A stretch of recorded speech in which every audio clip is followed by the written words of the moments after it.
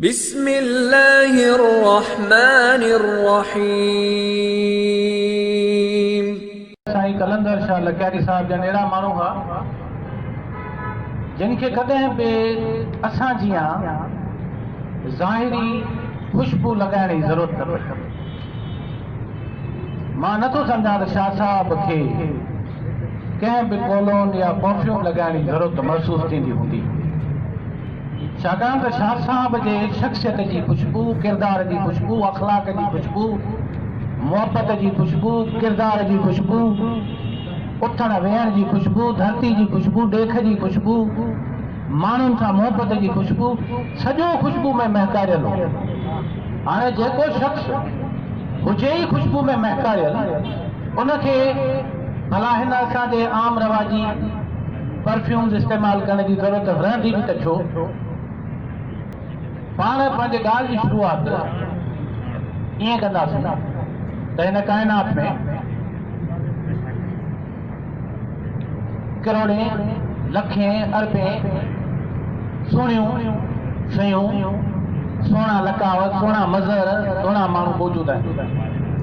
उन्हनि सभिनी जो ज़िक्र, उन्हनि सभिनी जो तफ़सील अॼु हिन घड़ीअ मुमकिन कोन्हे।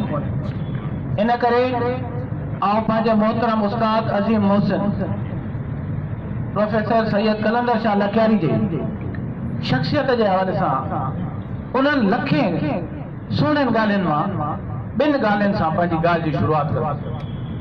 उहे ॿ ॻाल्हियूं आहिनि, जड़ूं हुजणु ऐं जुड़ियल हुजणु। जड़ूं, शाखूं, पाड़ूं जेकॾहिं इंसान जूं पंहिंजी धरती, पंहिंजे माण्हुनि, पंहिंजी सकाफ़त, पंहिंजी तहज़ीब, पंहिंजे रीतुनि, पंहिंजे रस्मुनि, पंहिंजनि वॾनि, पंहिंजनि वॾड़नि, पंहिंजनि क़ब्रुनि, पंहिंजनि मुर्दा माण्हुनि, पंहिंजनि अज़ीम किरदारनि, पंहिंजे लाफ़ानी बाकिरदार इंसाननि, पंहिंजे शहीदनि सां जुड़ियल हूंदियूं। जड़ुनि वारो माण्हू, गहरनि पाड़ुनि वारो वण कंहिं बि तूफ़ान जे अॻियां न झुकंदो आहे, न किरंदो आहे, न डहंदो आहे। सैयद कलंदर शाह लखयारी साहब जन खे मुंहिंजी सुञाणप जो हिकिड़ो हवालो इहो हो त जॾहिं आउं 1990 में शागिर्द जी हैसियत सां इंग्लिश डिपार्टमेंट में दाख़िल थियुसि त मूं साईं कलंदर शाह खे जीअं ॾिठो तीअं ॾिठो। उनखे ज़माने साज़ी, मसलियतूं, वक़्त जी निज़ाकतुनि, ऑफिस जी पॉलिटिक्स कंहिं बि शइ तब्दील न करे सघे। शाह अब्दुल लतीफ़ भिटाई रहमतुल्लाह फरमाइनि था, कच्छे काछोटी नांगन बधी नीह जी,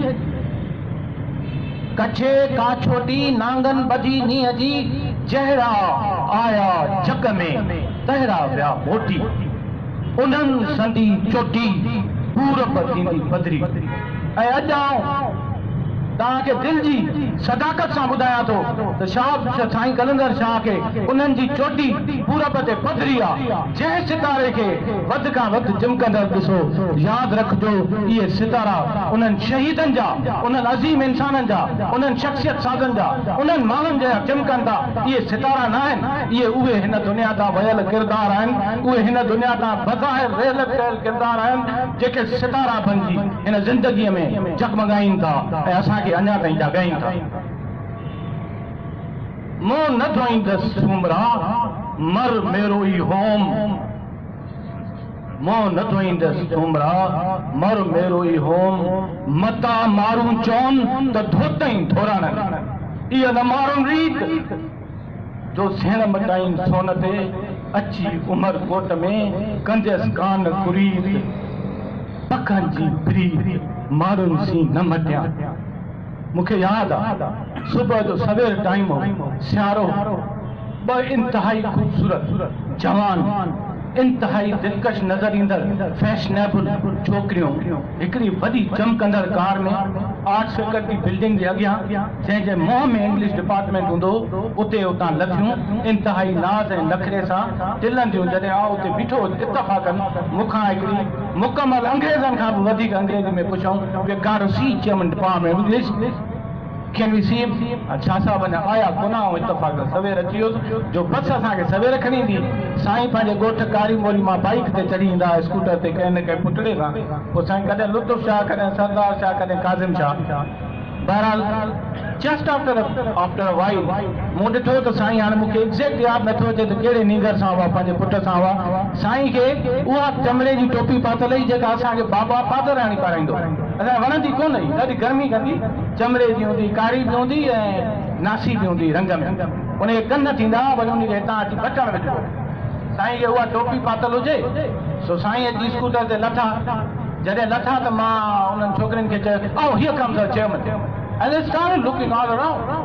हेॾा बि ॾिसनि, होॾा बि ॾिसनि, हेॾा बि ॾिसनि। हाणे हुननि खे चेयरमैन सम्झ में न पियो अचे, किथां पियो अचे चेयरमैन? न कार आई, न गाॾी आई, न पजेरो आई, न जीप आई। हाणे चेयरमैन बि अची वियो, सो बि इंग्लिश डिपार्टमेंट जो।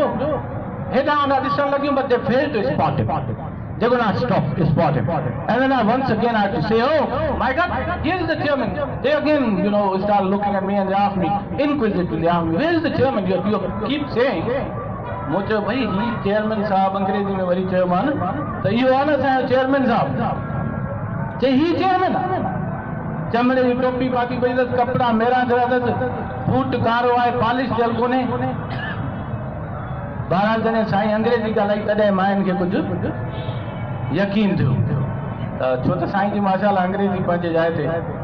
सो ॻाल्हि गुज़ारिश इहा आहे त जेके माण्हू निजपिणो साईं जन जो जेको ज़रूरु असलियत देवमालाई किरदार, अहिड़ा किरदार रब पाक कंदो। ईंदा आहिनि, पंहिंजो कमु करे हलिया वेंदा आहिनि। कंहिं ते का मयार, को मामिलो, का सत, का ॻाल्हि, का ढाल, का बटा, का लबार, को किताब, ई ॻाल्हियूं हुननि ईंदियूं कयूं। जीअं साईं मीराणी साहिब चयो त उस्ताद, हुनखे ख़बर ई तव्हां उस्ताद आहियो। ॿी ॻाल्हि जेका तव्हांखे आउं गुज़ारिश कयां त शाह साहब हिन वक़्तु असांजे इंग्लिश डिपार्टमेंट में 3 उस्ताद आहिनि। 3 मां तव्हां घणनि खे सुञाणींदा आहियो नाले सां? शाह साहब जी सुञाणप ऐं फ़ख़्र सां चवंदो आहियां त आउं उन ॾींहुं ख़ुशि थींदुसि जॾहिं मूंखे इंग्लिश डिपार्टमेंट खां वधीक ॿाहिरि जी दुनिया में सुञाणे।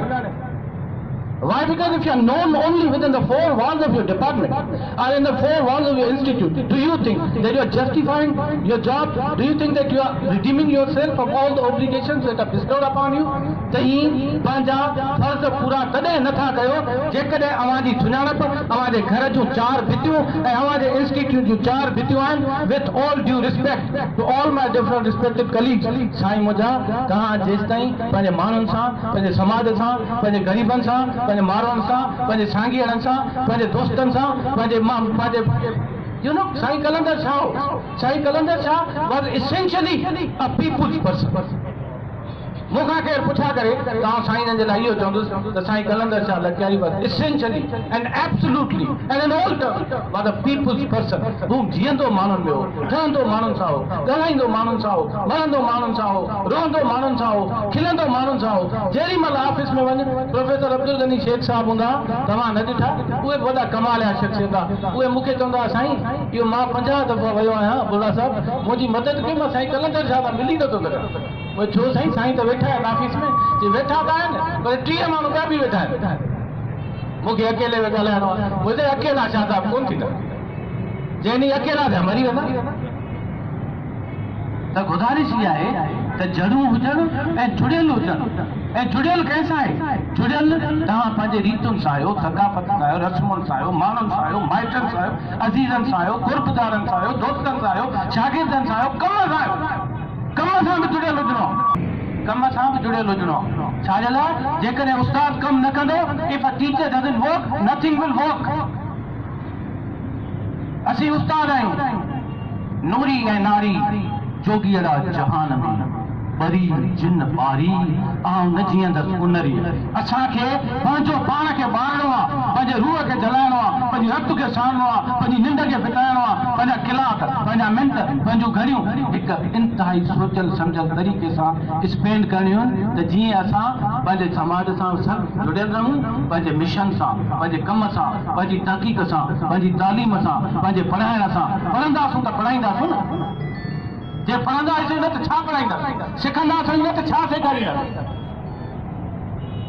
ॻाल्हियूं घणियूं आहिनि, दिल थी थिए कि हम ख़याल दोस्त वेहनि 7-8 कलाक हिन ॻाल्हियुनि ते अहिड़ियुनि शख़्सियतुनि ते ॻाल्हियूं कजनि, उन्हनि जी उपटार कजे, उन्हनि जो ज़िक्र कजे। मूंखे जीआरियो प्रियनि जी ॻाल्हि शाह लतीफ़ भिटाई जी।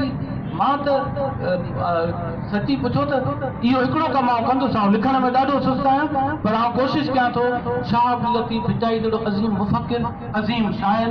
असां अंग्रेज़ी अदब पढ़ियो आहे, असां शेक्सपियर पढ़ियो आहे, वर्ड्सवर्थ पढ़ियो आहे, बायरन पढ़ियो आहे, केतिरा बि नाला खणो, पर असांखे ख़्याल जी उॾाम, जज़्बे जी सचाई, अलामतूं, फ़िक्री ऐं फ़नी अज़मत जेका शाह लतीफ़ भिटाई में नज़र थी अचे, उहा कंहिं बि दुनिया जे शाइर ऐं मुफ़क्किर में नज़र नथी अचे। तव्हां हिसाब त करियो, चवनि था त मूंखे जीआरियो छा सां, रुगो पहिरीं जी ॻाल्हि कर। साईं अमर जो साहब तव्हांखे लख मुबारकूं हुजनि। सिंध यूथ काउंसिल या कहिड़ी youth council, youth education council जा जेके मोहदार दोस्त आहिनि, उन्हनि खे लख शाबस हुजनि। तव्हां इहो सहयोग कयो आहे, तव्हां इहा तरतीब कयो आहे, तव्हां असांखे मौक़ो ॾिनो आहे त असां सभु गॾु वेही पिरियुनि जी ॻाल्हि कयूं। छो त पिरियुनि जी ॻाल्हि कंदासीं त रत वधंदी, रत वधंदी त सिहत वधंदी, सिहत वधंदी त वधीक ज़िंदा रहंदासीं, वधीक जीअरा थी पिया आहियूं अॼु असां। तव्हां असांखे जीआरियो आहे, तव्हांजी महिरबानी आहे। मूंखे जीआरियो पिरियुनि जी ॻाल्हि करे, ठठो अॼु ठाहियो हीअरो कोट बुर्ज जी। हक़ लतीफ़ छा तुंहिंजी उॾाम आहे, मुंहिंजी दिलि, मुंहिंजो वजूद, मुंहिंजो हीअरो कोट कथल कोट बुर्ज जी आहे। बुर्जी ठही पवंदी आहे न कोट जी। जे तो अॼु पिरियुनि जी ॻाल्हि कयो त मुंहिंजे कोट जी, मुंहिंजे वजूद जे कोट जी बुर्जी वरी ठहे, वरी ठहे, न त इहा कथल ई रहंदी। त साईं गुज़ारिश आहे त कांध न कंदसि को ॿियो मेरो ई महबूब, कांध न कंदसि को ॿियो खतेरो ई ख़ूब मेरो ई महबूब। असां माण्हुनि मन में शाह साहब अहिड़े क़िस्म जे कमाल जो माण्हू हो, अहिड़ा माण्हू आहिनि किथे। असीं सभु छाजे पुठियां आहियूं? We are all hankering after money, we are all hankering after positions, we are all hankering after social status. Shah साहब जहिड़ा माण्हू मूंखे ॻोल्हे त ॾेखारियो आहिनि किथे। ही माण्हू तकरियूं बकरियूं भलियूं कंदा आहिनि, सुठियूं कंदा आहिनि, मथां हिन जे चवण ते लॻो। ये तकीर मूंखे जिते चओ वरी तव्हांखे सुठी करे ॾेखारियां। इल्म जो, आलिम जो इल्म उनजो कमाल न आहे। सही आहे, मां तव्हांखे जेके अहले इल्म दोस्त वेठा आहियो, उहे हीअ मुंहिंजी ॻाल्हि थोरी, मुंहिंजी हीअ गुज़ारिश गौर सां ॿुधिजो।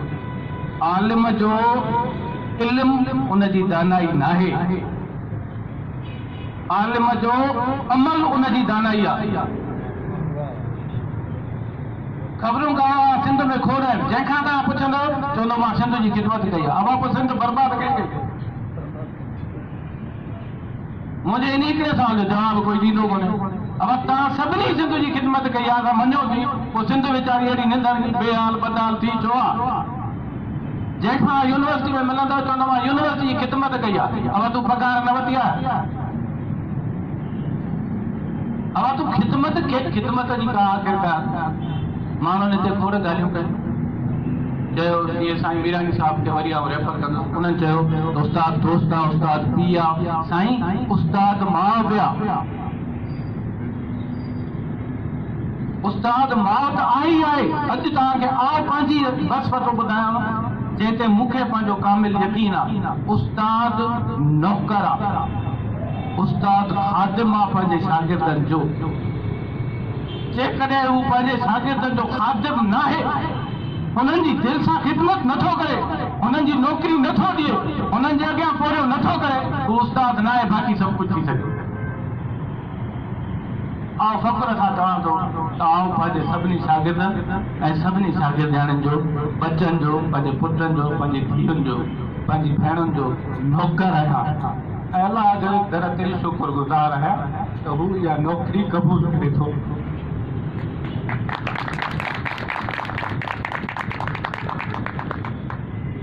खोड़ ॻाल्हियूं जिते कजनि, पर वक़्त जी थोराई जे करे। साईं कलंदर शाह चवनि था त ॾिने ॾिने दुख हुया, वाह मुर्शिद लतीफ़ चवनि था ॾिने दुख हुया, अण ॾिने राज़ी। दिने दुख होया उन दिने राजी थिया अहिड़ा जे हुआ आओ न जिया त सुंदरी वाह शाह भाई कलंदर साहब कदे न तलफी सुभान अल्लाह कदे न चई त काज़िम शाह वॾो ऑफिसर थे सरदार शाह CSS करे कदे न चई कुतुब शाह के फलाणे जे कद लगी नौकरी वठी ॾिनऊं उन्हनि खे का ॻाल्हि नेवर कैबिनेट चीफ सेक्रेटरी हो अचानक साईं जे अची डिपार्टमेंट में वाइस चांसलर आड़े छा हुनखे घुमाए पियो art faculty all of a sudden he snapped out of that conversation we were having with the vice chancellor. He was in the middle of a conversation with the vice chancellor. All of a sudden he just disengaged himself from that conversation. उन्हीं गुफ्तगू मां पाण खे कटे अचानक साईं जे पेरे पे chief secretary Sindh जो KP रिंद पढ़ियो साईं वरी ॾिसी साईं जी हिकिड़ो पंहिंजो स्टाइल हूंदो बाबला बाबला अरे वॾा बच्चा बाबला हीअं करे किथे थे तूं हाणे छा आहे साईं मां अजीब सेक्रेटरी आहियां वाह वाह वाह बाबला ये साईं हलियो अब न तो हुजे ज़माने जो माण्हू कार्ड घुरेसि को नंबर घुरेसि का चांहि जी सलाह करेसि चीफ सेक्रेटरी सिंध जो VC परेशान वाह वाह वाह इहो थो वॼे साईं वो वात पटियो बीठो तो वाइस चांसलर के चए थो चई उस्ताद ॾिसो था असां चीफ सेक्रेटरी वाह वाह वाह वाह बाबला बच्चो थींदो आहे शागिर्द थींदो आहे इंसान खे पंहिंजी प्रेस्टीज रखणु अचे इज़त रखणु अचे उस्ताद जी किरदार खे उस्ताद जी पहुच खे उस्ताद जी अज़मत खे उस्ताद जी वॾाई खे इहे सभु उहिदा इहे छा कंदा तो आख़िरी ॻाल्हि इहा पई कयमि त शाह साहब जहिड़ा किरदार कॾहिं मरंदा न आहिनि इन करे आउं पंहिंजे दिलि में रूह में ज़हन में सोच में शऊर में शाह साहब खे ज़िंदा ॾिसां थो ऐं ज़िंदा ॾिसंदो रहंदुसि ऐं साईं कलंदर शाह लखियारी साहब जन पंहिंजे हज़ारे लखें मोहबत कंदड़नि में हमेशह ज़िंदा रहंदा उन्हनि जे अमल में उन्हनि जे लफ़्ज़नि में उन्हनि जे गुफ़्तार में उन्हनि जे किरदार में उन्हनि जे काविशुनि में उन्हनि जी कोशिशुनि में उन्हनि जे अचीवमेंट्स में उन्हनि जे किरदारनि में उन्हनि जे हासिलात में उन्हनि जे एक्सीलेंस में हमेशह ज़िंदा रहंदा हमेशह शाह साहब इन शहर सां पंहिंजे अॼु जो ही तासुर ख़त्म कंदुसि शाह अब्दुल लतीफ़ फरमाइनि था त ना उम्मीदी आज को ओछण आदेश कमाल ॾिसो शाह अब्दुल लतीफ़ जा मुंहिंजा प्यारा दोस्तो तव्हां शाह अब्दुल लतीफ़ बेटा जा तसवर ॾिसो असीं सभिनी माण्हुनि खे का उम्मीद हूंदी आहे न का उम्मीद टके जी पैसे जी रुपए जी का हूंदी आहे शाह साहब फरमाइनि था इहे कहिड़ा किरदार आहिनि किथे ॻोल्हियूं चवनि था ना उम्मीदी आज को जंहिंजो अॼु पोइ ना उम्मीदी आहे they expect nothing